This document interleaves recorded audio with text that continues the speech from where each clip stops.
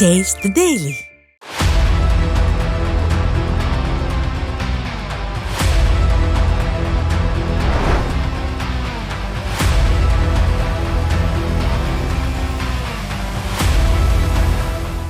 வணக்கம் நேயர்களே, நியூஸ் ஜேவின் சொல்லியடி நிகழ்ச்சியில் உங்களை சந்திக்கிறதுல மகிழ்ச்சி.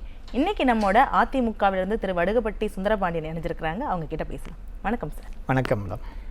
சார், ஓரணியில் தமிழ்நாடு அப்படின்ற ஒரு திட்டத்தில் ஓடிபி வாங்குறதுக்கு தடை வாங்கினீங்க. உங்களுடன் ஸ்டாலின் அப்படின்ற திட்டத்தில் ஸ்டாலின் பேரையே யூஸ் பண்ணக்கூடாது அப்படின்னு தடை வாங்கிட்டீங்களே, எதுக்காக இந்த தடை? பொதுவாக நீங்கள் எடுத்துக்கிட்டிங்கன்னா ஒரு கிரேக்க பழமொழி சொல்லுவாங்க, ஒரு அரண்மனைக்குள் கோமாளி நுழைந்து விட்டால் அந்த அரண்மனையே சர்க்கஸ் கூடாரமாக மாறிவிடும்.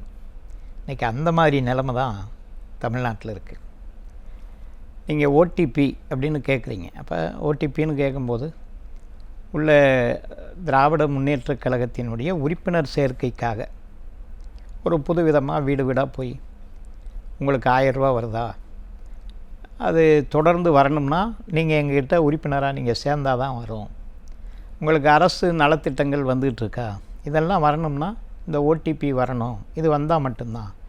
இதோடு மட்டும் இல்லாமல் எதிர் வருகின்ற 2026 சட்டமன்ற தேர்தலில் நாங்கள் உங்களிடத்திலே எங்களால் முடிந்த பரிசு பொருள்களை கொடுக்க வேண்டுமென்றாலும் நீங்கள் இந்த ஓடிபி நம்பர் இருக்கணுங்கிற மாதிரி எல்லா இடங்களையும் பிரச்சாரம். இவங்க இவ்வளவு செய்தும் கூட மக்கள் அதை ஏற்று வரவேற்பளித்ததாக எங்கும் தகவல் இல்லை.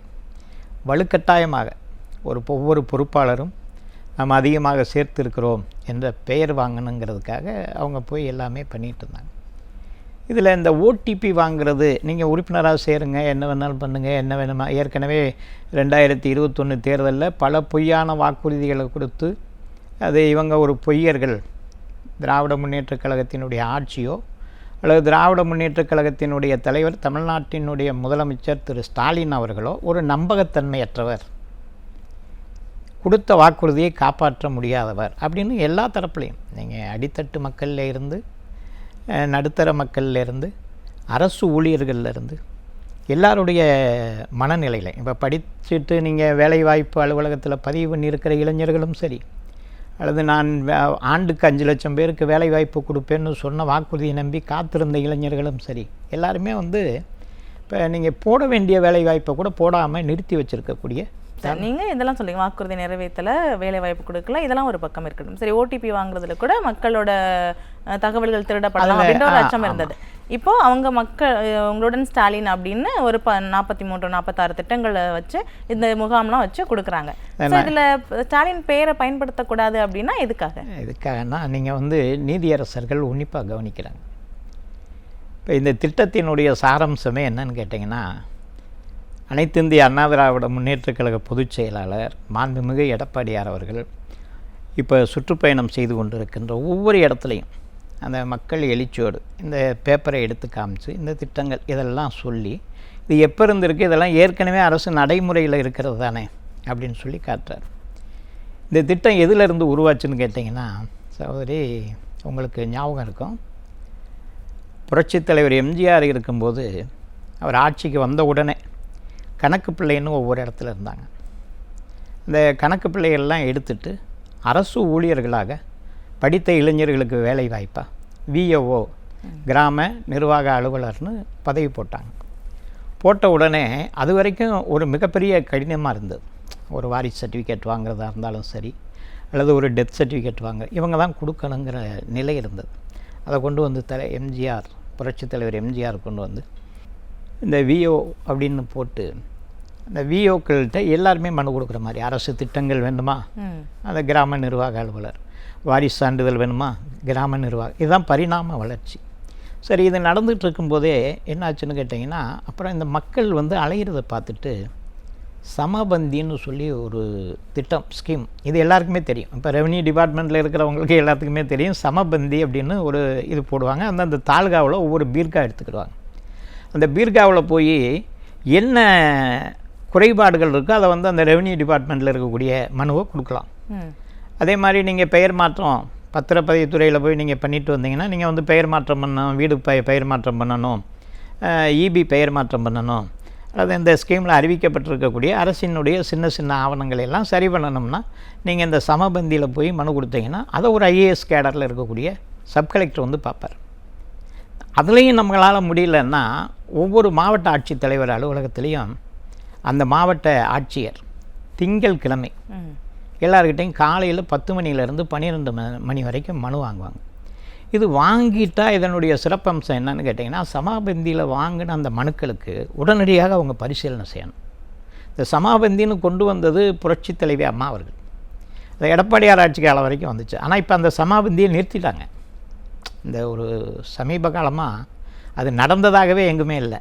நான் எதை வச்சு சொல்கிறேன்னு கேட்டிங்கன்னா, இந்த சமாபந்தி நடைபெறுகின்றப்ப எல்லாரையும் கூப்பிட்டு வச்சு தண்டரா போடுவாங்க. அந்த விஓ தலையாரின்னு இருப்பாங்க. தண்டரா போட்டு இந்த மாதிரி சமாபந்தி நடக்குது, உங்களுடைய குறைகள் எதுவாக இருந்தாலும் சரி, உங்களுக்கு என்னென்ன சர்டிஃபிகேட்டு, அரசு நலத்திட்ட உதவிகள் எது வேண்டுமோ அதெல்லாம் வேணும்னா நீங்கள் வந்து மனு கொடுக்கலாங்கிறதுக்காக தண்டரா போடுவாங்க. எல்லாம் போய் கொடுப்பாங்க. இதுதான் இந்த திட்டத்தினுடைய சாரம்சம். இப்போ நீங்கள் சொல்கிறது மக்கள் ஈஸியாக வாங்க வேண்டிய அந்த சான்றிதழ்கள்லாம் இப்படி கொடுக்காம நிறுத்தி வச்சுட்டு இப்போ மொத்தமாக வந்து வாங்கிக்கோங்க அப்படின்னு மொத்தம், அதாவது ஒரு ஃபோக்கஸ் ஏற்கனவே நடைமுறையில் இருக்குது. இது வந்து சாதாரணமாக ஒரு விஓ பார்க்க வேண்டிய வேலை, ஒரு ரெவென்யூவை பார்க்க வேண்டிய வேலை, ஒரு ரெவென்யூ அதிகாரி பார்க்க வேண்டிய வேலை, அங்கே இருக்கக்கூடிய தாசில்தாரோட வேலை. இதை வந்து நான் தான் முதலே சொன்னேன் பார்த்தீங்களா, ஒரு கோமாளி அரண்மனைக்குள்ளே போயாச்சுன்னா அரண்மனையே கோமாளி சர்க்கஸ் கூடாரமாக மாறிவிடும்னு சொன்னோம் பார்த்தீங்களா, அது மாதிரி ஒரு விஓ ஒரு அந்த அதிகாரிகள் பார்க்க வேண்டிய வேலையை பார்த்துக்கிட்டே இருந்த வேலை பெயரை வச்சு அவங்க விளம்பரப்படுத்திக்கிறாங்க. அதான் வேறு ஒன்றுமே கிடையாது. நீங்கள் அது வந்து முறையாகவும் போயிட்டு இருந்தது. நீங்கள் முன்னாடி கூட நம்ம வந்து மனு எழுதி கையில் கொடுக்கணும், பெறுநர் அனுப்புனர் அப்படின்னு போட்டு நம்ம மனு கொடுத்து நீங்கள் நேராக அங்கே கொண்டு போய் உங்களுக்கு தேவையான ஜாதி சான்றிதழ் வேணுமா, அல்லது உங்களுக்கு வருமான சான்றிதழ் வேணுமா, உங்களுடைய சான்றிதழ் எதுவாக இருந்தாலும், அல்லது இபி பெயர் மாற்றம் வேணுமா, அல்லது உங்களுடைய வரி குறைப்பு வேணுமா, இதெல்லாம் வந்து நீங்கள் முன்னாடி வந்து மனுவாக கொடுக்கணும். இன்றைக்கி வந்து ஆன்லைன். இதுக்கு எதுக்கு ஸ்கீம்? இதுக்கு எதுக்கு அரசாங்க பணத்தை வேஸ்ட் பண்ணுறீங்க? இதுக்கு எதுக்கு ஸ்டாலினோட பேர்? இது அபத்தம் இல்லையா, அநியாயம் இல்லையா? எவ்வளோ பெரிய அக்கிரமமான செயல். ஆட்சி அதிகாரம் இருக்குதுங்கிறதுக்காக இதில் ஒரு சாதாரணமான பிரச்சனை, ஒரு மக்கள் அன்றாடு நடக்கக்கூடிய பிரச்சனை, நம்ம மூஞ்சி கையால் கழுவி நம்ம டூத் ப்ரஷ் பண்ணுற மாதிரி இருக்கக்கூடிய பிரச்சனை, இதை கொண்டு வந்து ஏதோ முதலமைச்சர் தான் பண்ணி விடுறாருங்கிற மாதிரி சீன் பண்ண பார்க்குறாங்க. அதுக்கு நீதிமன்றம் சரியான அடி அடிச்சிருச்சு. நீங்கள் அதுக்கு, ஏன்னா நீதியரசர்களுக்கு தெரியும் இல்லையா, இது என்னடா இது திட்டம், காண்டாண்டு காலமாக பார்த்துட்ருக்கோம், இது பல்வேறு கோணங்கள் இருக்குது. இந்த திட்டத்தை விளம்பரப்படுத்துறதுக்கு திடீர்னு பார்த்தீங்கன்னா, இப்போ இதை என்ன விளம்பரம் பண்ணுறாங்கன்னா, அரசு பணம் திடீர்னு இந்த சோசியல் மீடியான்னு வர்றாங்க. அதில் வந்த உடனே என்ன சொல்கிறாங்க, நான் போனேன் இந்த உங்களுடன் முதல்வர் திட்டத்தில், நான் உங்களுடன் ஸ்டாலின் இதில் போய் நான் வந்து மனு கொடுத்த நிமிஷத்துலேயே எனக்கு இபியை உடனே மாற்றி கொடுத்துட்டாங்க அப்படின்னா. எப்படி உடனே மாற்றி கொடுக்க முடியும்? சரியாக இருந்தால் யார் வேணாலும் ஒரு நாள் அல்லது 2 நாளில் மாற்றி கொடுத்துருவாங்க. உடனே மாற்றி கொடுத்துட்டாங்க. இது ஒரு கற்பனையான இது. நாங்கள் போய் மனு கொடுத்தேன், எனக்கு உடனடியாக சான்றிதழ் கொடுத்துட்டாங்க அப்படின்னு. இது வந்து ஒரு திட்டத்தை விளம்பரப்படுத்துறதுக்காக நிறைய செலவு பண்ணுறாங்களோ.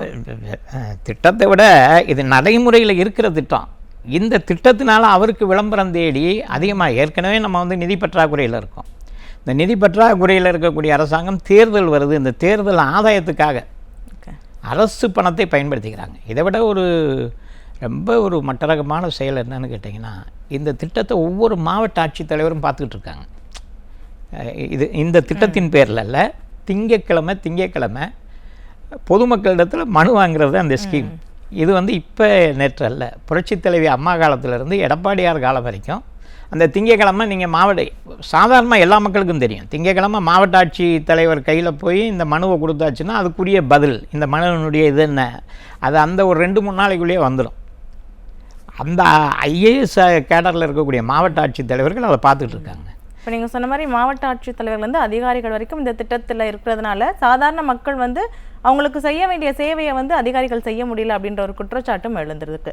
ஸோ எல்லாருமே இந்த திட்டத்திலேயே ஃபோக்கஸாக இருக்கிறதுனால மக்களுக்கு செய்ய வேண்டிய அந்த சேவைகளை செய்ய முடியும். இப்போ அவங்க இப்போ மாவட்ட ஆட்சித்தலைவர் செஞ்சிட்டு இருக்கிற வேலைகளுக்கு இடையூறு வர்ற மாதிரி ஒரு புதுசாக ஒரு ஐஏஎஸ் அதிகாரிகள், திறமை வாய்ந்த ஐஏஎஸ் அதிகாரிகள் 4 பேரை நியமித்து வச்சுருக்கார் இந்த திட்டத்தை கண்காணிப்பதற்குன்னு. ஏற்கனவே ஐஏஎஸ் அதிகாரி நேரில் பார்த்து சாதாரணமான நடைமுறையில் இருந்த திட்டங்களை இன்னைக்கு கொண்டு வந்து காமிச்சிருக்கார். அதாவது மடைமாற்றும் அரசியல், மட்டரகமான விளம்பரங்கள், எதை செய்கிறோம்னே தெரியாமல் அதில் வந்து ஒரு இந்த ஆதாய நோக்கமே அரசியல் வெற்றி இப்போ வந்து குறிப்பாக திராவிட முன்னேற்றக் கழகத்திற்கு மிகப்பெரிய தோல்வி விவயம் வந்துவிட்டது. இன்றைக்கி அவங்க வந்து இந்த சோசியல் மீடியாக்களை வச்சு அவங்க வண்டியை வந்து நகர்த்திட்டு இருக்காங்களே ஒழிய கள நிலவரம் வந்து பை பை ஸ்டாலின் அப்படின்னு மாண்புமிகு எடப்பாடியார் சொல்லக்கூடிய நிலைமை தான். உங்களுடன் ஸ்டாலின்லாம் இல்லை, பை பை ஸ்டாலின்ங்கிற. அவங்க இந்த 4.5 ஆண்டுகளில் எந்த ஒரு மக்களுக்கான திட்டங்கள் எதுவுமே செய்யலை அப்படின்றதுல உங்கள் பேரை வச்சு விளம்பரப்படுத்திக்க பார்க்குறாங்க. ஆமாங்க, நீங்கள் அவங்க சொன்ன எதுவுமே நடக்கலை. நீங்கள் நாங்கள் வந்தால் நீட் தேர்வு உடனடியாக ரத்து செய்யப்படும்னாங்க, ஒரே கையெழுத்துனாங்க. இப்போ போய் அதுக்கு என்னென்ன 1000 பல லட்சக்கணக்கான கையெழுத்து மக்கள்கிட்ட வாங்கி அதை கொண்டு போய் கீழே போட்டு போயிட்டாங்க. இப்போ இந்த நீங்கள் வாங்கியிருக்கிற இந்த தடையால் என்ன மாதிரியான விளைவுகள் ஏற்படும்? இப்போ என்ன மாதிரியான விளைவுகள் தான், முதல் வந்து மக்களை ஏமாற்ற முடியாது. மக்களை ஏமாற்றுவதற்கு அரசியல் தலைவர்களாக அல்லது ஆட்சி அதிகாரத்தில் இருக்கக்கூடிய முதலமைச்சர் ஸ்டாலின் இனிமேல் எந்த விதத்திலும் தன்னுடைய பெயரை போட்டு இப்படி தேர்தல் ஆதாய கணக்கில் அரசு பணத்தை வீணடிக்க முடியாது. அரசு அதிகாரியின் பொன்னான காலம்.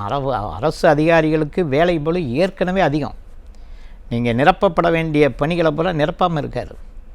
ஆசிரியர்கள் துறையில் 30,000, அதே மாதிரி நீங்கள் வருவாய்த்துறையில் ரெவென்யூ டிபார்ட்மெண்ட் இவர் அறிவிச்சிருக்கக்கூடிய திட்டங்கள்லாம் பார்த்தீங்கன்னா வருவாய்த்துறை தான்.